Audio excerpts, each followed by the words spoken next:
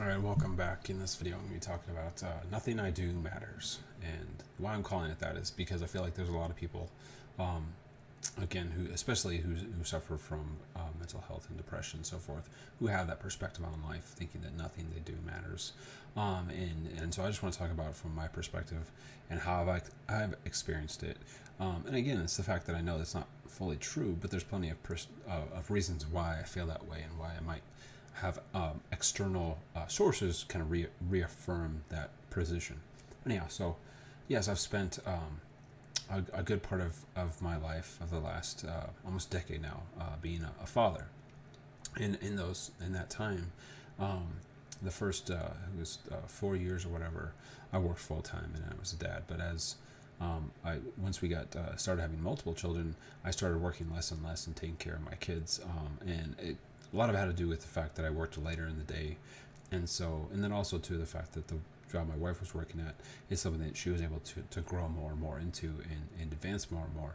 And so it was just kind of something, and again too, just with my personality and so forth, I love spending time with my kids. I love just connecting with them and playing with them. I have a lot of younger little sisters and so forth, so I just cherish that time. But that's one thing I discovered as time went on, was I realized that, especially too with my battling mental health and depression, I just realized how destructive that was for me, because I realized that people who suffer from mental health issues and from depression already have an issue with value. They already have an issue with thinking that the world would be better without them, and thinking that they're not bringing value to themselves and to others. And so, even though I'm saying that, I do realize that obviously my kids, see value in the time I spend with them and so forth, and there's nothing wrong with that.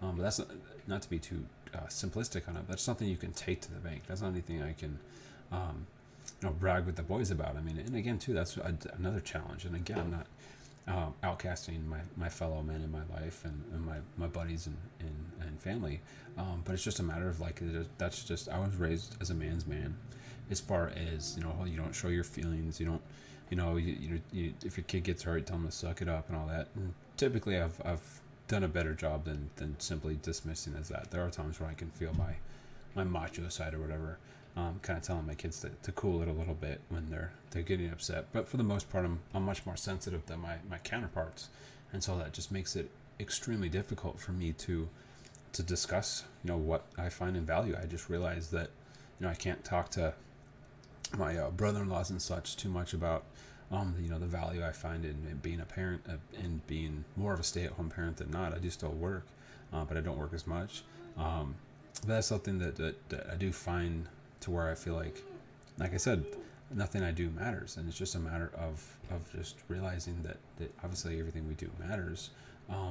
But again, it's just this sympathy where it's been very eye-opening when I look at the fact that I imagine a lot of stay-at-home parents, and again, the vast majority of them have been women, where they might find that huge struggle, where they spend all this time and effort raising life and raising children, and then once things they've been doing it for a while, they could lose their identity. They could lose what say brings value to themselves and feeling confidence. Like you can't, I can't go to a barbecue with everyone and they're discussing their promotions or discussing this excitement and that excitement and saving lives and growing, and I can't really discuss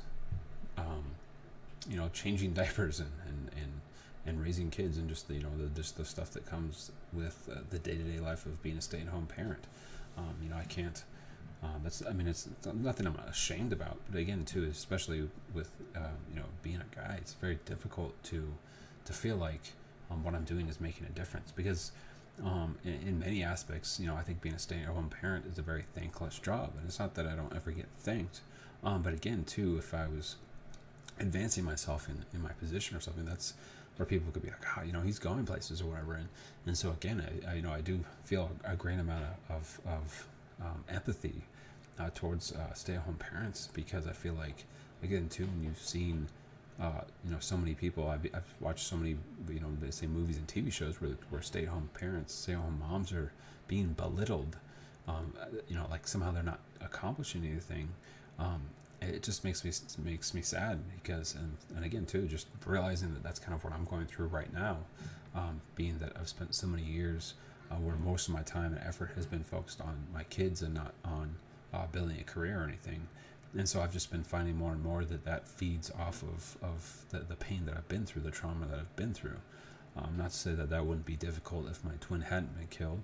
Not to say that wouldn't be difficult if my dad hadn't done what he had done, and the many other painful things in my life. But when that is all collectively put together, it's very, very difficult to find motivation and to find and how, you know, not have that sense like somehow I wasted years and years not, you know, moving forward to provide for my family, because that's something that I certainly would say is more traditionally a guy type thing, where I do feel like it is my duty to take care of the family. And so even though, you know, I've been doing it in a different aspect, it's one of those things where, you know, next year I'll have 2 kids in school, and so I won't have as much time with my kids, and so I'll start working more and more. But I spent so much of my time, you know, not advancing my career, not advancing what I did, to where I feel like I'm behind the 8 ball, like I'm just kind of in a bad situation. And I'm sure that there are plenty of other people that are going through that too. But I just want people to be able to reflect on that and not feel like they're alone, and also just self-reflect and be aware of how their life is influencing their mental health, influencing their feelings. Like nothing I do matters. But again, as always, good luck and good night.